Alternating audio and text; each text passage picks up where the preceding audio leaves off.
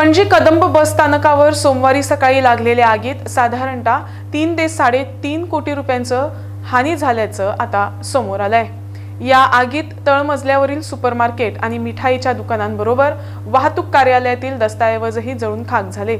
या कार्यालयाची आता दुरुस्ती करण्यात येत असल्याने हे कार्यालय 5 दिवस बंद ठेवण्यात येणार आहे। राज्यातील सर्वात मोठं कदंब बस स्थानक म्हणून राजधानी पणजीतील बस स्थानकाचा बालबोला आहे। याच बस स्थानकावर सोमवारी सकाळी अग्नितांडवानं सर्वांच्या हृदयाचा थरकाप उडवला।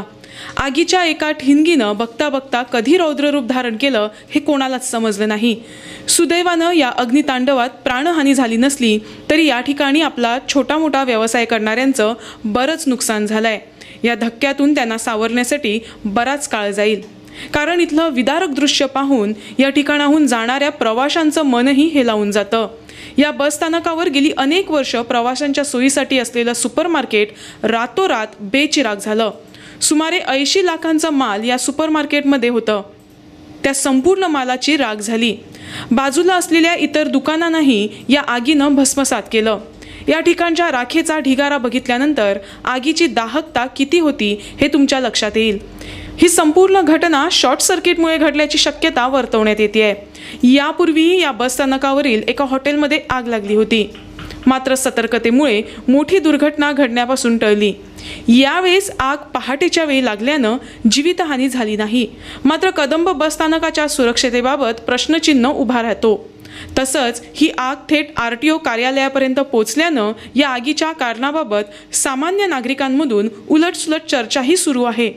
आग नेमकी कशामुळे लागली हे तपासाअंती स्पष्ट होणारच आहे, पण अशी घटना पुन्हा होणार नाही याची खबरदारी कोण घेणार व कशी घेणार हे पाहावं लागेल।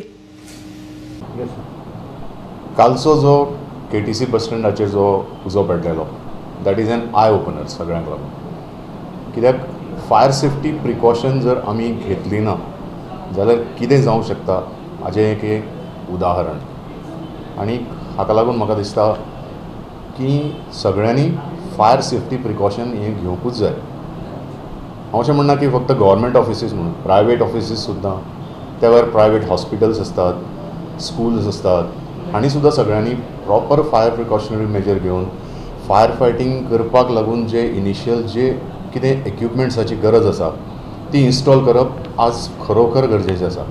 कित्याक अशें जर तुमचे कडेन जर इक्विपमेंट्स आसले फायर फायटींग करपाक जाल्यार उजो ल्हान आसता तेन्नाच ह्या उज्याचेर आमी नियंत्रण मेळूं शकता। एकदां उजो हाता भायर गेलो मागीर ताजे उपरांत तुमकां फक्त प्रोफेशनल फायर फायटराची गरज पडटा।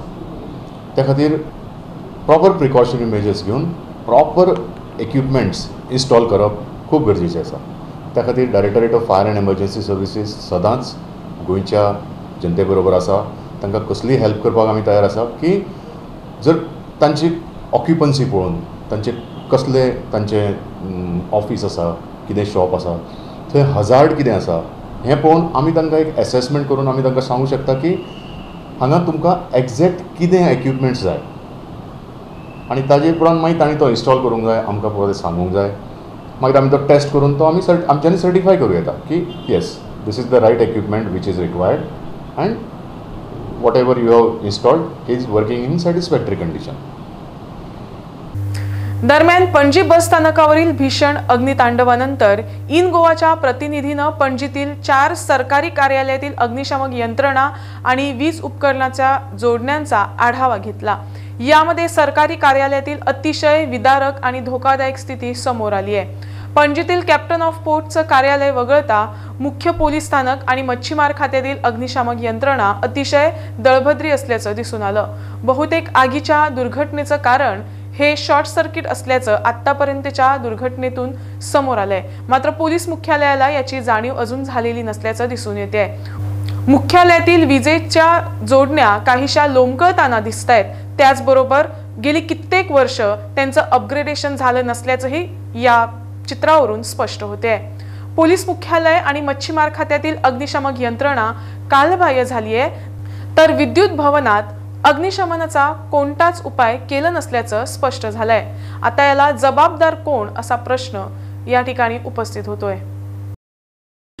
विद्युत भवनात अग्निशमन यंत्रणा आहे की नाही हे समजण्याचा मार्ग नव्हता, कारण आमच्या प्रतिनिधीनं जेव्हा या कार्यालयात भेट दिली तेव्हा त्याला कुठेही अग्निशमन यंत्रणा दिसून आली नाही. आता या ठिकाणी अग्निशमन यंत्रणा आहे की नाही आणि असल्यास ती गुप्तरित्या का ठेवली आहे असा प्रश्न या ठिकाणी उपस्थित होतोय. वास्तवात ही यंत्रणा सहज हाताला मिळेल आणि नजरेस पडेल अशा पद्धतीनं बसवावी लागतात. आता याला जबाबदार कोण असा प्रश्न इथे उपस्थित होतोय. Which are not following means proper. No, what is happening here? We are not issuing any no objection certificate as such to government offices. Wherever the trades and establishment and the buildings where no objection certificate is issued by us, what happens once we give them the recommendation what is to be installed in the premises, they install it.